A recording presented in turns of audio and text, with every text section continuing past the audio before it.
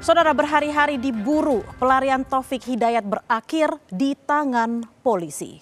Penangkapan itu jadi kabar baik di tengah gelombang amarah publik karena perbuatan keji pelaku. Bagaimana tidak, saudara? Selama 3 tahun ia menyekap dan menganiaya kekasihnya. Bahkan korban harus menjalani perawatan intensif akibat luka-luka yang diderita. Tak hanya korban dan keluarganya, publik pun menanti bagaimana keadilan akan ditegakkan. 3 tahun menyekap dan menganiaya kekasihnya, Taufik Hidayat kabur dan menghindari penangkapan. Gelombang amarah publik pun dengan cepat menyebar. Pasalnya, saudara, luka tak hanya membekas di tubuh korban, tetapi juga mengguncang hati banyak orang. Perbuatan kejinya membuat kabar penangkapan Taufik jadi satu yang paling dinanti.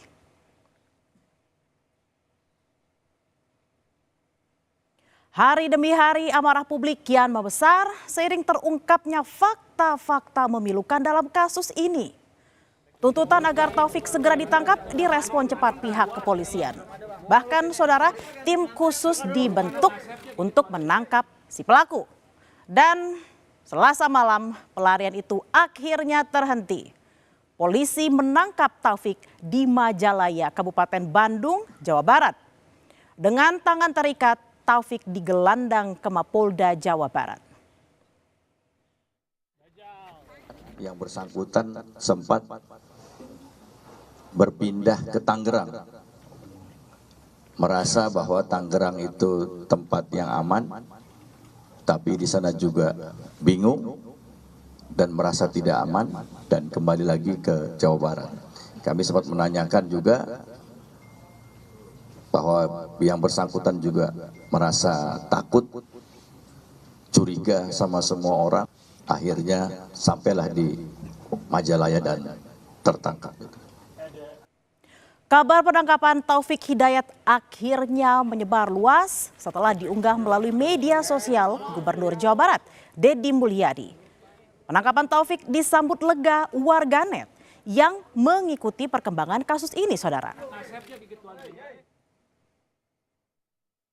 Mengucapkan terima kasih dan penghargaan yang setinggi-tingginya kepada Bapak Kapolda Jabar dan seluruh jajaran Dirkrimum, Dirkrimsus, Dircyber, Dir PPA, semuanya yang sudah dengan cepat menangkap pelaku biadab Taufik Hidayat.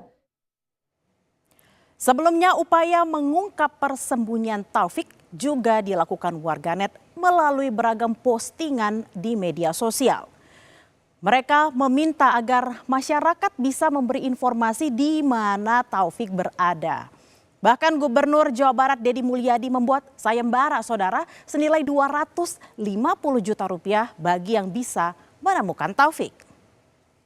Siapa yang bisa menemukan Taufik Hidayat, menyerahkannya kepada aparat atau menginformasikan kepada aparat keberadaannya, saya memberikan hadiah 250 juta rupiah sebagai bentuk partisipasi saya agar Taufik Hidayat segera ditemukan dan segera ditangkap.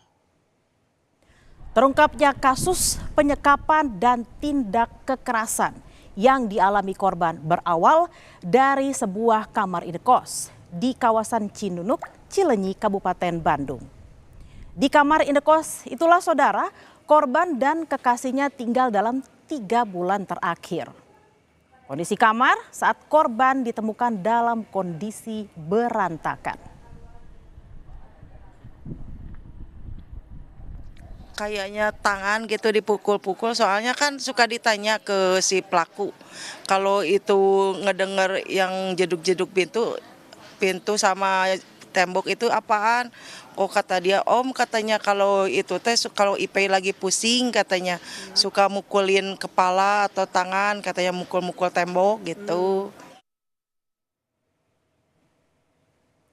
Sosok pelaku Taufik Hidayat dikenal warga sekitar sebagai pribadi yang tertutup.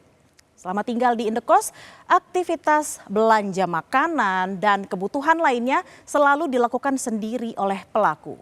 Sedangkan korban hampir tidak pernah terlihat keluar kamar.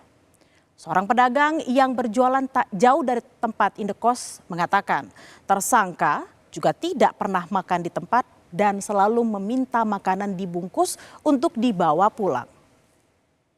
Kadang ada 3 kali sehari, tapi itu juga kadang-kadang kalau belinya suka buru-buru, nggak mau lama-lama. Tapi itu teh kadang-kadang ini katanya teh, jangan lama-lama katanya belinya teh. Sudah. Kecurigaan warga sekitar pun muncul, saudara, karena selama tinggal di kamar indekos itu korban hampir tidak pernah terlihat keluar kamar. Kamar korban bahkan dikunci dari luar ketika pelaku pergi bekerja. Hingga akhirnya pada 9 Juni, pelaku meminta bantuan penjaga kos untuk mengantarkan korban ke rumah sakit. Dari situlah terungkap kondisi korban yang sudah sangat mengenaskan dengan luka parah terutama di bagian wajah. Pihak keluarga yang sempat hilang kontak dengan korban tiba-tiba menerima pesan singkat dari nomor yang tidak dikenal. Pesan itu menyebut korban tengah berada di rumah sakit. Saat ditemukan, korban berada dalam kondisi kritis dengan sejumlah luka yang diduga merupakan akibat kekerasan berkepanjangan. Bahkan, saudara, akibat seriusnya luka, keluarga sulit untuk mengenali korban. Kisah pilu yang dialami korban berawal sebenarnya, saudara, dari pertemuan korban dengan pelaku tahun 2023 lalu di sebuah acara konser musik di Bandung. Di tengah keriuhan suara musik, korban dan pelaku berkenalan. Dari perkenalan di konser musik itulah kemudian terjalin hubungan asmara antara pelaku dan korban. Korban bahkan sempat mengenalkan pelaku pada keluarga di rumah, namun saat itu tak ada gelagat mencurigakan yang dilihat keluarga. Namun ternyata, saudara, perkenalan di konser itu justru jadi awal dari petaka. Seiring asmara yang terjalin, rupanya korban semakin sulit dihubungi pihak keluarga. Jika biasanya korban pulang ke rumah keluarga setiap akhir pekan, kini korban tak pernah pulang ke rumah.